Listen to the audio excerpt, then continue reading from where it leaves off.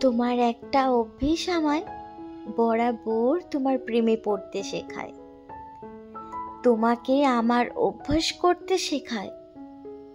কতবার আমরা দেখা করেছি, কতবার তুমি আমায় ছুঁয়ে দেখেছ, কতবার তুমি আমার সাথে গল্প করেছ, তবুও কখনোই সহজভাবে আমার দিকে চাইতে পারোনি।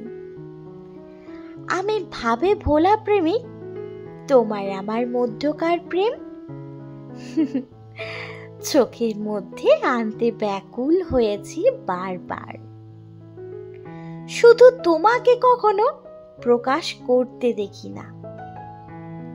হৃদয়ের মধ্যকার প্রেম আর অনুভূতি চোখের তারাই এসে স্থির হয়েছে বারবার।